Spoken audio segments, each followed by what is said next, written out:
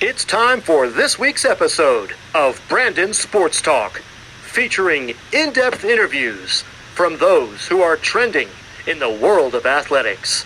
And now, here's the host of Brandon Sports Talk, Brandon Pate.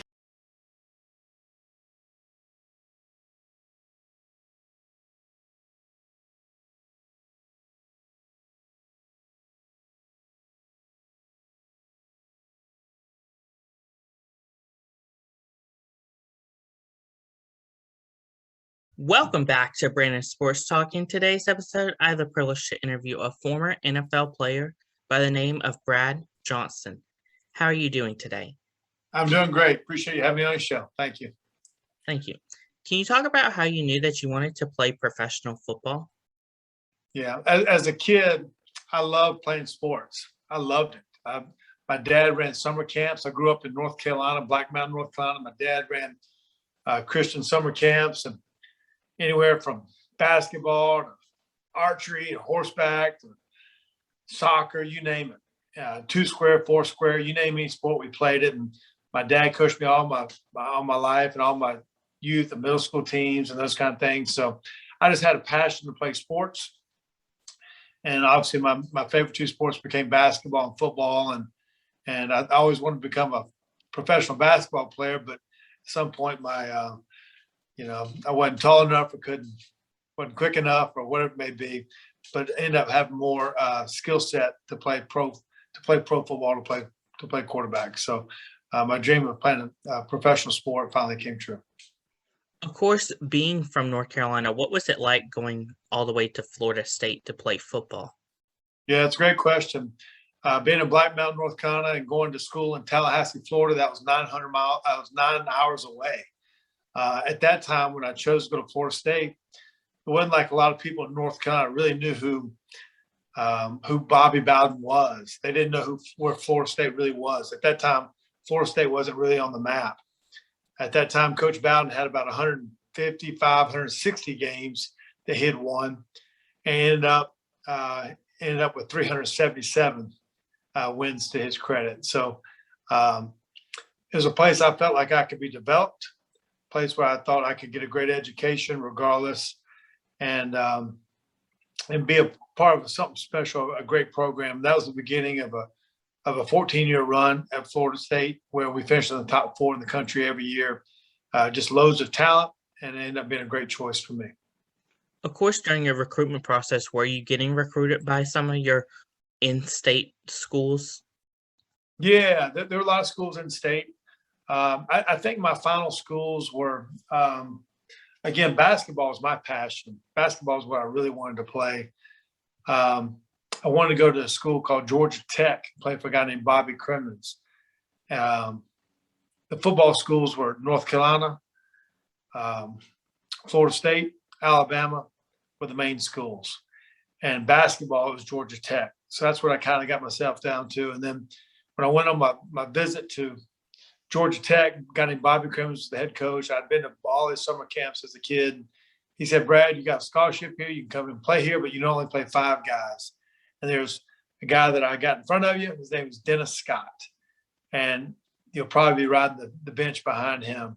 And Dennis Scott ended up having an 11-year career in the NBA. He changed my life because I knew I'd be behind him playing in college basketball. But Bobby Crimmins he said, "Brad, what are your goals? And do you think you're a better football player or a better basketball player?" And I told him, "I think right now I'm a better basketball player, but I got more potential in football." And so he kind of urged me to go with my most potential. And that really kind of led me to go to Florida State and play for Bobby Bowden. What was it like whenever you got to Florida State and you put on that Seminoles jersey? It was awesome. I remember on my recruiting trip, the jersey was in my locker hanging up, and I was like, wow, it's got my number 14. It's got my name on the back. It was a dream come true to getting a college education, college scholarship, and then to go out and play for the Seminoles is pretty unique and pretty awesome for a kid from North Carolina to go down there and play. It's pretty awesome. What were some of your accomplishments during your time at Florida State? Yeah, you know what? For basketball, I actually started about 13 games, played, went to the NCAAs twice. I started my junior year, and then I really didn't play much more. So to be honest with you, my career really at Florida State wasn't a great career as far as what I accomplished on the field, but the work ethic, the relationships that I made are still lasting till this day. I was probably more of a late bloomer, to be honest with you, because I was still in the mode of playing basketball and probably wasn't fully developed with football as far as being ready to play at that level at that time. And I played, but didn't play bad, but just didn't accomplish what I wanted to accomplish when I went there.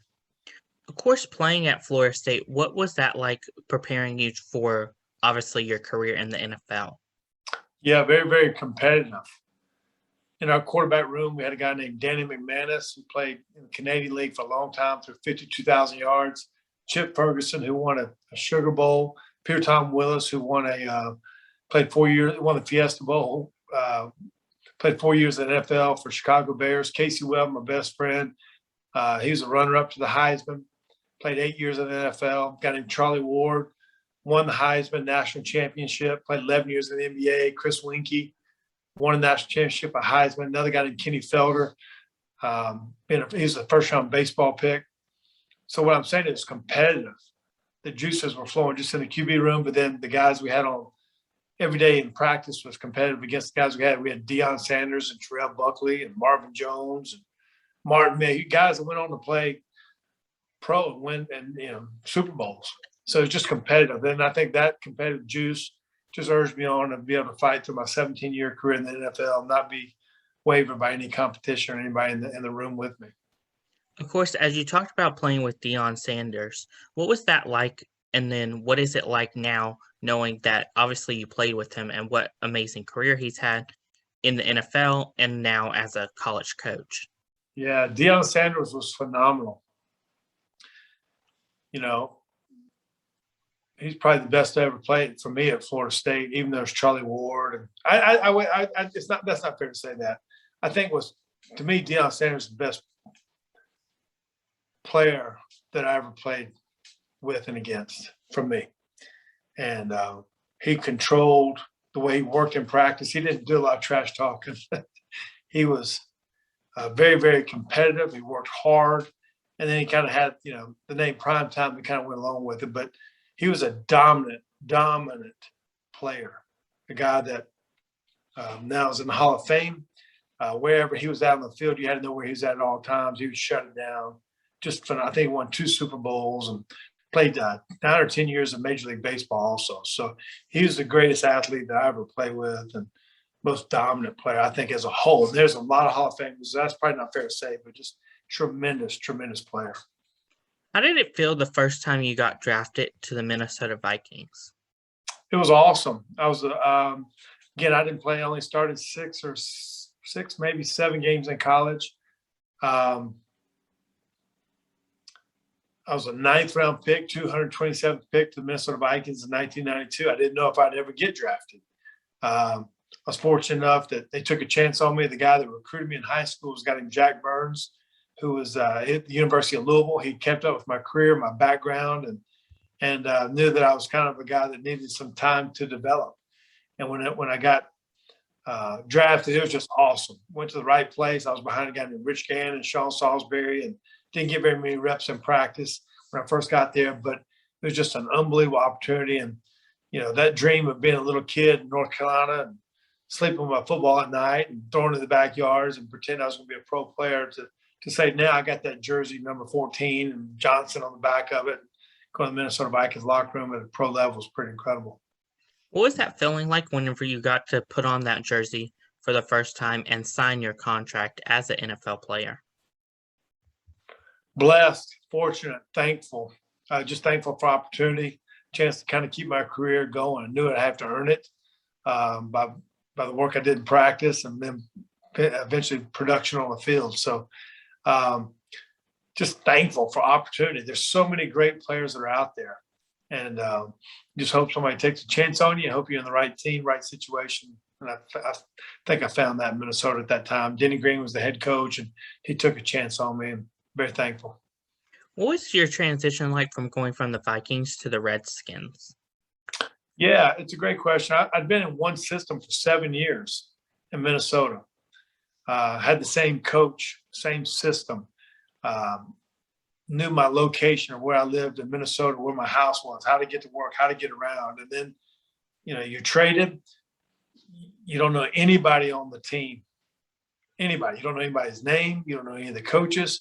You have to find a place to live, have to learn a new system, different color uniforms, get rid of all my purple and gold in Minnesota and go to burgundy. And I mean, it was really just, it was a weird transition. I've been being a great transition. I was fortunate enough to play for North Turner.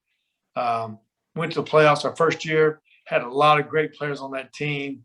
And it was kind of a fun time, but it's it's hard. It's not like you can just go, I'm gonna go play, pick up basketball, just you can go play. You have to, there was a lot of learning, a lot of process to take place, and ended up being a good situation for me. Of course, before you got traded to the Redskins, were there any intuitions that you were getting traded, or was it a big surprise to you? Yeah, there was, at that time I'd gone through a bunch of injuries.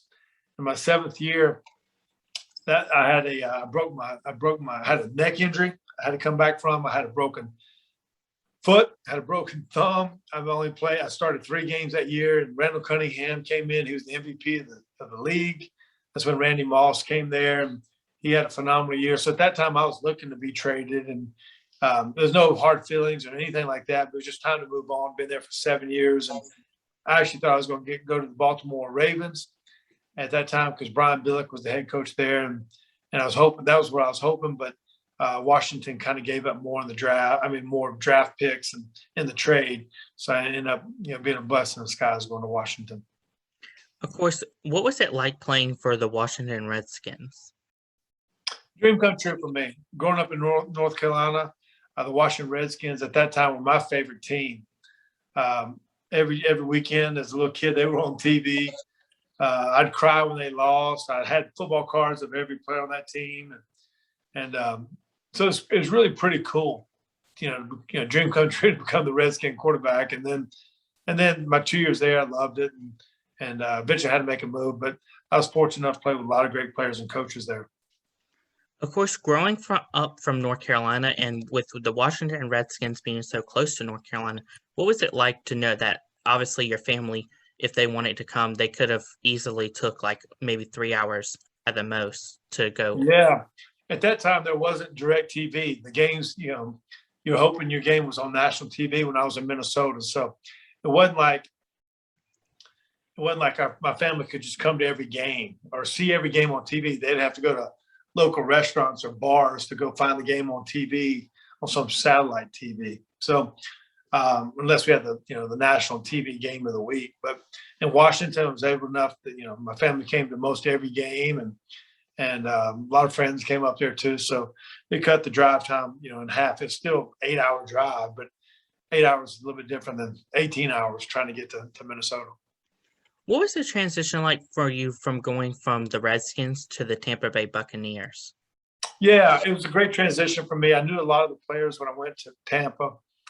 Derek Brooks, Ward Dunn, Warren Sapp, John Lynch, and had a great connection with a lot of those guys. And then Tony Dungy was the head coach, and I'd been with him for 3 years in Minnesota, so had a great relationship with him, and it was just an awesome opportunity. I thought my style of play would be a perfect fit going to Tampa with what they were doing and the team they had and skill set of players that they had. So it was a great transition. Obviously, for me, going back down to the state of Florida, going to school at Florida State, and just had a lot of friends and connections down there. And so it made the transition pretty easy. What was it like putting on the jersey for Tampa Bay and also winning the Super Bowl for them, the first ever Super Bowl? Yeah, very blessed. Anytime that jersey has your name on the back of it, So I love playing for Tampa. And obviously, winning the Super Bowl is a dream come true. I mean, you talk about it, but really, I think to date, there's like 55 teams that have ever won it. I think maybe only 34 quarterbacks in the world have ever won it. There's like maybe 12 guys that won it multiple times. So to be in that select group is pretty incredible. We had a great team in Tampa in all 3 phases: offense, defense, special teams. Just like we had some guys make it the Hall of Fame. We had a bunch of Pro Bowlers, and So it's pretty cool to win it. It's hard. It's easy to say, but it's hard to actually even get there, not alone win it when you do get there. What was it like playing on the biggest stage of NFL and winning the Super Bowl? Yeah, at the time when we won it, you're just playing your game. To see a game, playing in front of the bright lights on TV, that's every week the game's on TV at this point. So that wasn't a big deal. But I think we're just so caught up into the season of, the weekly grind of meetings and practice and walkthroughs and just the grind of a long, 20-game season with preseason and training camp and mini camps. So when it's over and the confetti falls, then you realize the enormity of what we really accomplished by winning the Super Bowl and how so many few people have ever done it. And so it's your goal. You talk about it. It's a dream. You work for it, but then not many people get to win that last game of the season, have that confetti fall on your face. And so it's pretty incredible moment for all of us. Of course, coming off of the Super Bowl win with the Tampa Bay Buccaneers, what was it like going back to Minnesota in 2005? Yeah, at that time, I went through free agency period. I went to 3 or 4 different teams to look at my choice to make. But when I went back to Minnesota, there's a system that I knew. I'd already been through the transition of 2, 3, 4 systems. So I was getting ready. I didn't want to go learn a 5th system.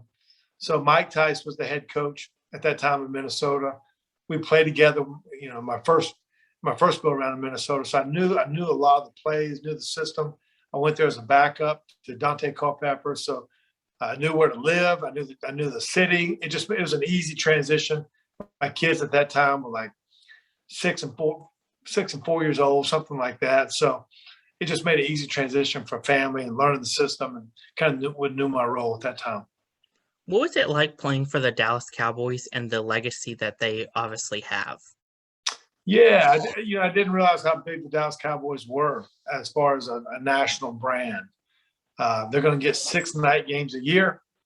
They're never going to play in London on a road game. It'll be a home game for them. I mean, it'll be the road game. They'll never lose a home game. On game days, you feel like a rock star. There's lots of people on the sidelines and always have a great following. And so have a lot of respect for that organization and way they handle it. And it was kind of weird, obviously, because I was a Redskin fan growing up and then I went a Dallas Cowboys jersey, but had a lot of great coaches and thankful for that time. What was it like whenever you got to put on the star helmet and obviously the jersey for the Cowboys, knowing obviously their legacy, what that holds? Yeah, the Cowboys, I think they've won 5 Super Bowls over time. It's a brand it's a national brand. They're going to have, Sunday night games, Monday night games, primetime games, and those kind of things. I was backing up Tony Romo at that time. And it was pretty cool to put the star on your helmet and my time that I had there. Of course, when you said you backed up Tony Romo, what was that like to learn from Tony Romo, as obviously he's had an amazing career now and going into broadcasting? Yeah, Tony was a tremendous player. Great playmaker. He was very young in his career at that time, just beginning to be the starter. And then he had a long career after I left. But great playmaker, a winner, won a bunch of games there. He'll be in the Ring of Honor in Dallas at some point. And then he's had a tremendous career, in the broadcasting booth. I think he's even broadcast a couple, at least 1 Super Bowl, maybe 2. So it's fun to listen to him on TV now. Of course, with being the backup to Tony Romo, what was it like playing in the Super Bowl with Tony Romo? Yeah, we never played in the Super Bowl when I was in Dallas, so we didn't get that opportunity. What was that like coaching with obviously John Gruden whenever you were with Tampa Bay winning the Super Bowl?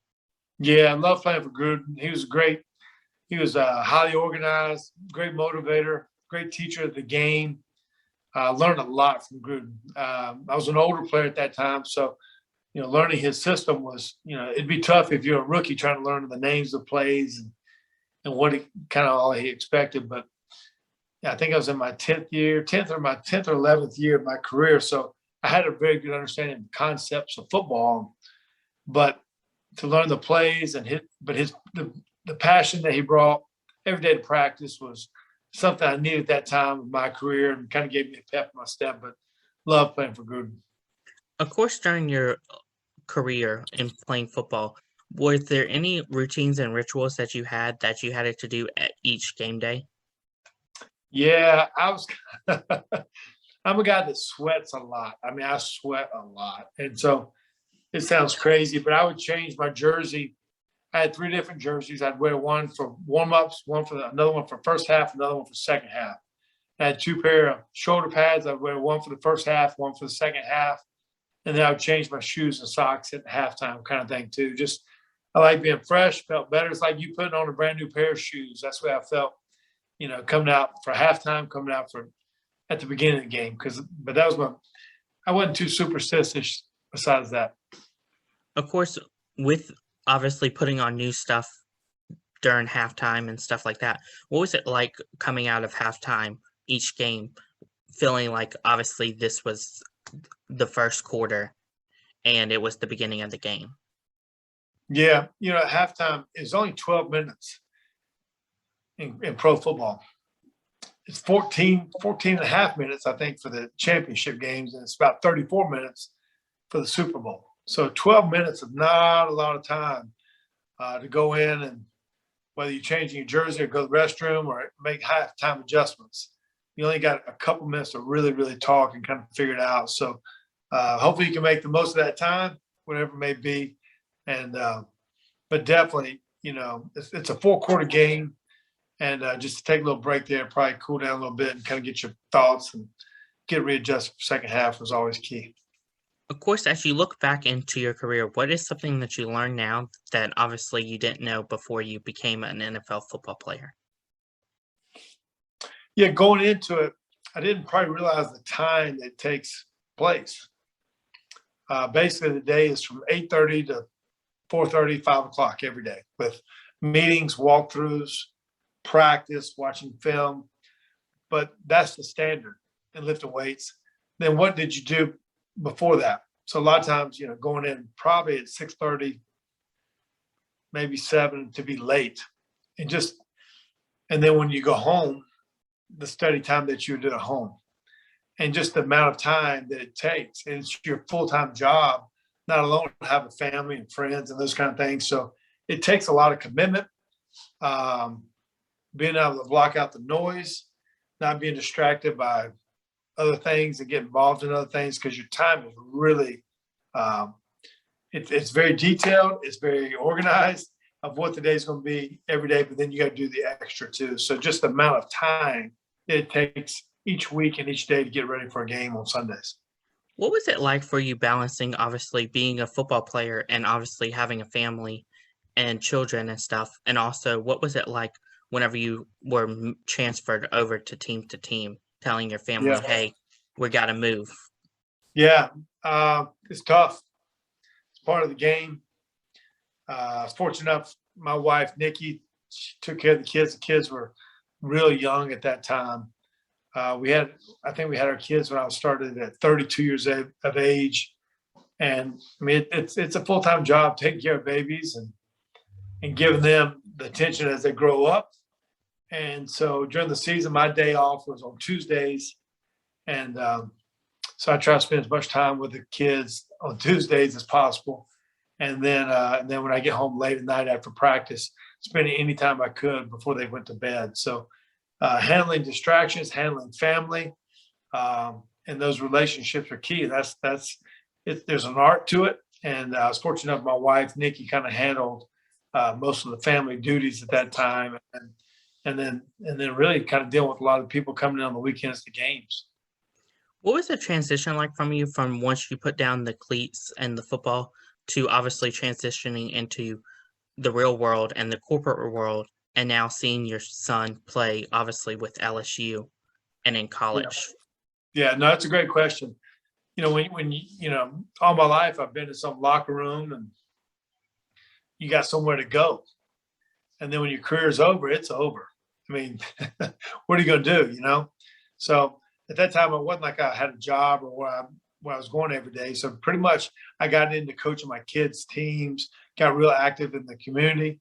And I think the biggest thing for people that, once your retirement takes place is to stay involved in something. So obviously it wasn't the competitive juices that you were on the NFL stage, but coaching on my kids' team, it kind of kept me active, kept me busy, and I try to work out a lot, just stay in shape, and don't ever let that get away from me. Of course, now that you've retired from football and you get to see your son play at LSU, what is that like knowing that he's living out your dream of obviously playing in college football and maybe one day making it into the NFL like his dad did? Yeah, I was fortunate. We have my wife Nick and I. We have two boys. Jake, he's a senior in high school now. He's committed to go to LSU next January, and then Max, he's in his second year at LSU, and then pretty much coached all their youth teams, football, baseball, basketball, and middle school teams, and coach them in high school now. That's why I'm coaching high school football. So, but really, it's their dream, it's their passion, it's the path that they want to blaze. So, for Max right now in college, he has great coaches, and pretty much I'm the dad in the stands that eats popcorn and watches him live out his dream. And so, I'm more of a support system for him now, more than coaching him. And I'm very blessed to watch him do his thing on the football field and live out his college days, and hopefully I'll have that chance to go to the next level one day. What is it going to be like next year, obviously having both of your sons at LSU? It's going to be awesome. Our kids got to play for about a year and a half in high school together. And right now it's tough because on Fridays we play, my young son Jake plays on Friday nights, and we drive. It's 596 miles to Baton Rouge. So that's a long drive, 9-hour drive to games, and then drive back on weekends. It's a lot. So, but I think what's really cool is they get to play together. They get to be living together back at, live in a dorm together. Johnson on the field, and it's going to be awesome for them just to be together. And so it's pretty cool to see them grow up as little kids playing youth baseball and basketball and football. And now they get to do it, on a big stage in front of, 80 to 100,000 people on weekends. It's pretty cool. What advice would you give college football players that are looking to make it into the NFL? Be great at your craft. Don't worry so much about your brand. It's very, very competitive. Practice the things, be who you want to be now in college. You can't just, your habits, create great habits of how you eat, how you train, how you work, how you develop, what kind of person, what kind of player you want to be now. And when you get to that level, it's competitive. They have transactions every week.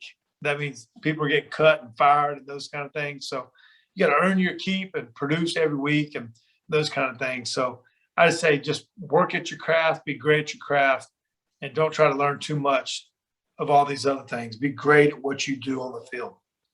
What advice would you give those college football players that are entering their rookie year of the NFL and future NFL players and even current NFL players playing now? Extremely competitive. Take care of your body. It's a long year with preseason games, a 17-game season, hopefully a playoff run. Guys are trying to take your job. You want to earn that job, keep that job. I tell you that, the money that you do make, protect it. A lot of guys go bankrupt over time, don't know how to manage their money, don't know how to manage their time. And so get very highly organized, get good people around you, and keep your close knit of friends and family real tight. What advice would you give the players that are playing in the NFL now that are looking to transition from obviously playing football to getting into the corporate world just like you? Yeah, go learn, go be with people that you can learn from.